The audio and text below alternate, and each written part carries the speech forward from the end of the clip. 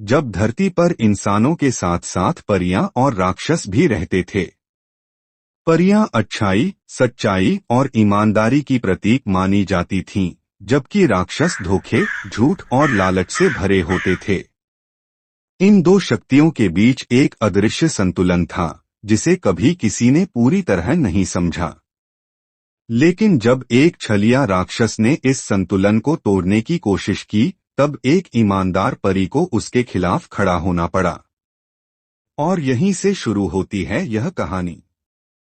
स्वर्णपंख एक छोटा सा गांव था, जहां बच्चे हर शाम खुले मैदान में दौड़ते, हंसते और कहानियां सुनते थे।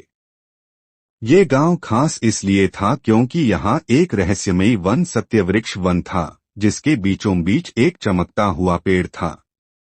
बच्चों को बताया गया था कि यह पेड़ केवल ईमानदार लोगों को अपने पास आने देता है।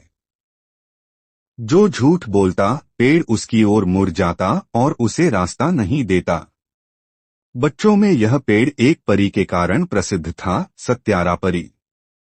सत्यारा परी वह जादुई शक्ति थी जो इस वन की रक्षक थी और केवल उन्हीं बच्चों की मदद करती थी जो सच्चे दिल से बोलते और कर्म करते। दूसरी ओर एक घना अंधकारमय जंगल था, छलछाया वन। वहां रहता था एक राक्षस, नाम था मायझूठ। मायझूठ की शक्ति झूठ में थी। वह बच्चों को गलत रास्ते पर बहकाता, झूठ बोलने पर उन्हें इनाम देता और धीरे धीरे उनके मन से सच्चाई को मिटा देता। मायझूठ को सच्चाई से सख्त नफरत थी।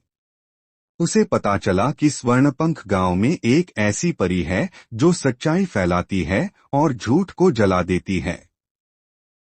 उसे गुस्सा आया। उसने तय किया, अब वो इस गांव को झूठ की चपेट में लेगा। सत्यारा परी हर रोज वन के बच्चों को अपने जादुई फूलों से पुरस्कृत करती थी। लेकिन एक शर्त थी, बच्चा पूरी तरह ईमानदार हो।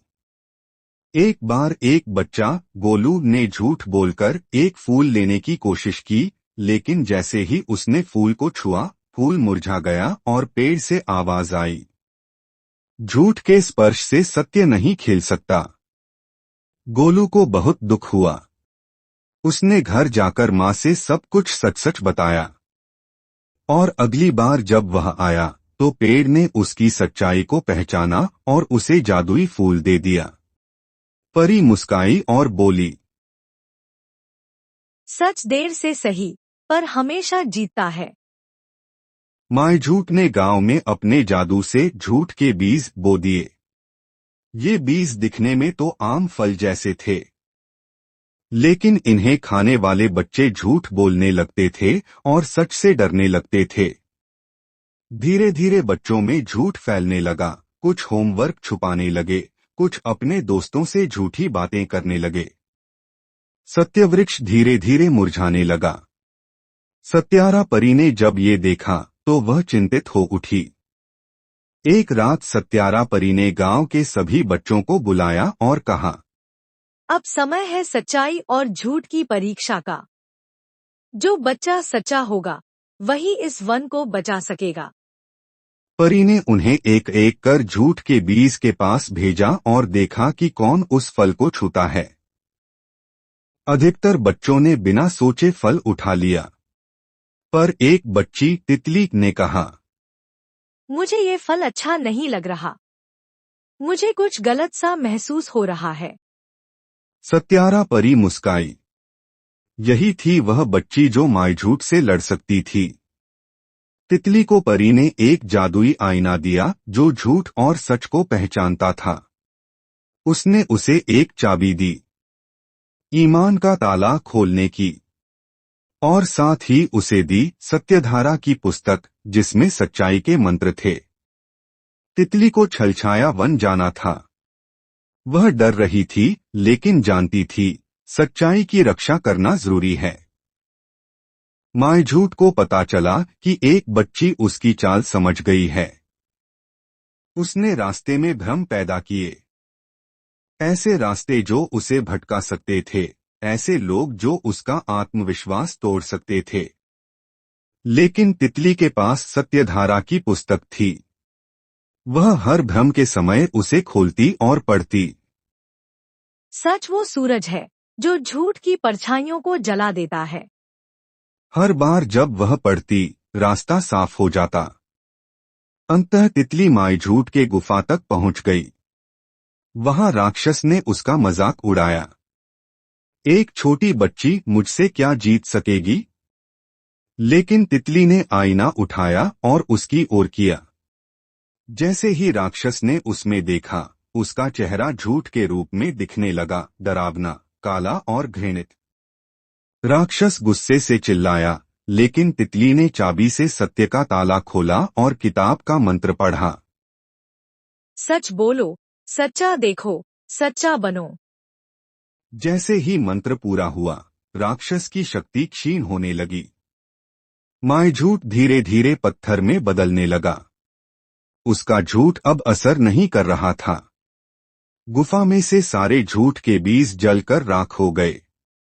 तितली ने देखा कि जंगल हरा हो गया। सत्यारा परी आ पहुंची और बोली, तितली, तुमने न केवल गांव बल्कि इस पूरे संसार में सच्चाई की ज्योति जगाई है। गांव के बच्चे अब सच्चाई को अपना मित्र मानने लगे। सत्यवृक्ष फिर से हरा भरा हो गया। परी अब हर शाम बच्चों को सच्चाई की कहानियां सुनाती और उन्हें झूठ से बचने की सीख देती। तितली अब गांव की नायिका बन गई। वह अन्य बच्चों को सच्चाई की राह पर चलने की प्रेरणा देने लगी। शिक्षा: झूठ चाहे जितना भी बड़ा क्यों ना हो, एक सच्चा दिल और ईमानदार सोच उसे मिटा सकती है। सच्चाई का रास्ता कठिन हो सकता है, लेकिन वह हमेशा प्रकाश की ओर ले जाता है। था। यहाँ खेतों में गेहूं की लहराती बालियां, आम के पेड़ों पर झूलते तोते। लेकिन इन दिनों गांव पर एक मुसीबत छा गई थी। गांव का एकमात्र पानी का कुआं सूना पड़ा था। कुएं का पानी सूखा नहीं था, बल्कि किसी ने उसे बंद कर दिया था। गांव के चौपाल में लोग इकट्ठा होकर चर्चा कर रहे थे। बिना पानी के फसल कैसे होगी? एक किसान बोला। पीने को भी पानी नहीं है, बच्चों का क्या होगा? दूसरी महिला बोली। तभी बुजुर्ग हरिराम ने गंभीर स्वर में कहा, ये सब उस राक्षस का काम है। कल रात मैंने अपनी आंखों से देखा, वो कुएं के पास आया और भारी पत्थरों से उसे ढक दिया, और उसने धमकी दी कि जो पानी चाहता है उसे सोने के सिक्के देने होंगे। सारा गांव सन्न रह गया। गांव के किनारे एक पुराना जर्जर किला था। वहीं रहता था वह राक्षस जिसका नाम भूकर था। भूकर पहले जंगल में रहता था और जानवरों को डराता था, लेकिन धीरे धीरे वह इंसानों के लालच का शिकार करने लगा। भूकर का कद विशाल था, उसके दांत चमचमाते थे और उसकी आंखें लालच से चमकती रहती थीं। उसके पास पहले से ढेरों सोने, चांदी के बर्तन, सिक्के और रत्न थे, पर उसका मन कभी नहीं भरता था। उस दिन वह कुएं के पास खड़ा होकर गर्जा, सुनो गगनपुर के लोगों, इस कुएं का मालिक अब मैं हूँ। पानी चाहिए तो सोना लाओ। एक घड़ा पानी के बदले 10 सोने के सिक्के। गांव वाले डर के मारे चुप हो गए। कुछ अमीर लोगों ने तो सोना देकर पानी ले लिया, लेकिन गरीब लोग परेशान हो गए। गांव में एक 12 साल की लड़की रहती थी, जिसका नाम अनैया था। वह होशियार, हिम्मती और बहुत दयालु थी। वह अपनी बीमार दादी के साथ रहती थी और उनके घर में एक भी सोने का सिक्का नहीं था। एक शाम जब सूरज ढल रहा था और आसमान में लालिमा फैल रही थी, अनया अपनी दादी से बोली, दादी, हम राक्षस से डरकर नहीं बैठ सकते। अगर हम सभी चुप रहे तो वह हमेशा हमसे सोना मांगता रहेगा। दादी ने चिंता से कहा, बेटी, वह खतरनाक है, कहीं तुम्हें नुकसान न पहुंचा दे। दादी, लालच के आगे डरने से अच्छा है उसे समझाना। मैं कोशिश करूंगी। अन्या ने सोचा कि राक्षस को यह एहसास कराना होगा कि सोना पानी से अधिक मूल्यवान नहीं है। उसने अगले दिन सुबह अपनी सबसे अच्छी दोस्त गौरी को बुलाया और कहा, तुम मेरे साथ चलोगी। लेकिन डरना मत। अगर उसने हमें खा लिया तो? वह हमें नहीं खाएगा। उसका पेट सोने से ही भरता है और हम उसे प्यास से भर देंगे। अन्या ने अपने घर से 2 खाली घड़े, कुछ गुड़ और एक नीला रूमाल लिया। योजना पूरी तरह से उसके दिमाग में थी। सुबह सुबह दोनों लड़कियां कुएं के पास पहुंची। राक्षस वहां बैठा सोने के सिक्कों को गिन रहा था। कौन हो तुम? पानी चाहिए तो सोना लाओ। हमें पानी चाहिए, लेकिन हमारे पास सोना नहीं है। हम तुम्हें एक और चीज दे सकते हैं, तुम्हारे लालच से भी बढ़िया। ऐसी क्या चीज है जो सोने से बढ़कर हो? धैर्य रखो, तुम खुद जान जाओगे। अन्या ने अपने रूमाल से गुड़ का एक टुकड़ा निकाला और राक्षस को दिया। इसे खाओ, बहुत मीठा है। राक्षस ने लालच से गुड़ खा लिया, लेकिन जल्दी ही उसकी प्यास बढ़ गई। वह गरजा, पानी, मुझे पानी चाहिए। पानी चाहिए तो सोना दो। राक्षस चौंक गया। मैं सोना क्यों दूं? पानी तो कुएं में है। अन्या ने गंभीर स्वर में कहा। जैसे तुम हमें सोना देने को कहते हो, वैसे ही सोचो, अगर कुआं किसी और के पास होता और वो तुमसे सोना मांगता, तो तुम्हें कैसा लगता? राक्षस चुप हो गया। अन्या ने अपने घड़े में से पानी भरकर राक्षस को दिया। राक्षस ने एक ही घूंट में पानी पी लिया। उसकी आंखों में राहत और चेहरे पर संतोष आ गया। अन्या ने कहा, देखा, पानी से तृप्ति मिलती है, सोने से नहीं। अगर तुम यह कुआं सबके लिए खोल दोगे, तो लोग तुम्हें डरकर नहीं, बल्कि प्यार से याद करेंगे। दिल में एक अजीब सी गर्माहट महसूस की। अगले दिन राक्षस ने गांव के चौपाल में आकर घोषणा की, अब यह कुआं सबके लिए खुला है। पानी मुफ्त मिलेगा, लेकिन बदले में मुझे एक चीज चाहिए, तुम सबकी दोस्ती। गांव वाले पहले तो हैरान हुए, फिर खुश होकर ताली बजाने लगे। बच्चे उसके पास खेलने आने लगे। राक्षस अब सोने के सिक्कों के बजाय पानी बांटने में खुश रहने लगा। गगनपुर फिर से हरा भरा हो गया। खेत लहलहाने लगे और कुएं का पानी सबके लिए जीवन का स्रोत बन गया। सीख: लालच से मन कभी नहीं भरता, लेकिन दया और बांटने से दिल हमेशा तृप्त रहता है। विशाल जंगल था। चारों ओर ऊंचे ऊंचे पेड़, हरे भरे मैदान, झरने और नदियां थीं। यह जंगल सिर्फ पेड़ों और झाड़ियों से ही नहीं भरा था, बल्कि अनगिनत जीव जंतु इसमें रहते थे। सुबह होते ही मोर नाचते, तोते चहचहाते, बंदर झूलते और हिरन कूदते। यह जंगल मानो धरती का स्वर्ग था। सभी जानवर अपने अपने जीवन में खुश थे। वहां का राजा शेर था, जो ताकतवर होते हुए भी न्यायप्रिय था। हाथी अपनी समझदारी के लिए जाना जाता था, खरगोश अपनी फुर्ती के लिए और गिलहरी अपनी मेहनत के लिए। लेकिन इस भीड़ में एक छोटी सी गौरैया भी रहती थी। उसका शरीर नन्हा, चोंच छोटी और पंख हल्के थे। बाकी पक्षी अक्सर उसका मजाक उड़ाते। इतनी छोटी सी चिड़िया, तू क्या कर पाएगी? न तेरा गाना मीठा है, न तेरी ताकत। गौरैया मुस्कुराकर कहती, मैं छोटी सही, पर मेरा दिल बड़ा है। मुझे विश्वास है कि हर जीव का कोई न कोई महत्व है। एक दिन दोपहर को जब सूरज तेज चमक रहा था, जंगल के पश्चिमी हिस्से में अचानक धुआं उठने लगा। पहले तो जानवरों को लगा कि यह सिर्फ सूखी पत्तियों का धुआं है, लेकिन कुछ ही देर में तेज आग की लपटें आकाश तक पहुंच गईं। आग ने सूखी टहनियों को पकड़ लिया और फिर धीरे धीरे पूरे जंगल में फैलने लगी। तेज हवा आग को और भड़काने लगी। हिरन डरकर बोले, भागो, वरना सब जल जाएंगे।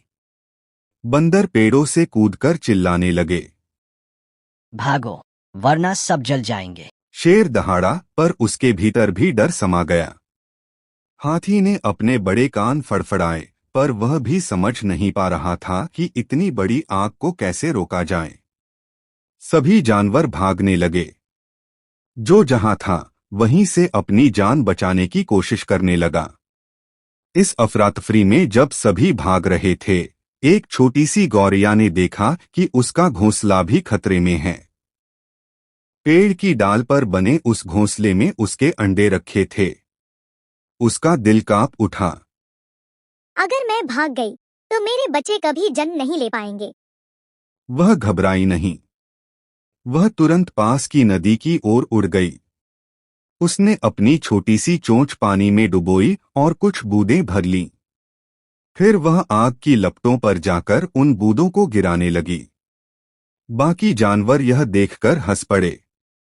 हिरन बोला, अरे नन्ही चिड़िया, तू आग बुझा रही है। तेरी चोंच की बूंदें तो धुएं में भी खो जाएंगी। बंदर ने मजाक उड़ाया। इतनी छोटी सी कोशिश, यह तो ऐसा है जैसे कोई समंदर को चम्मच से खाली करना चाहे।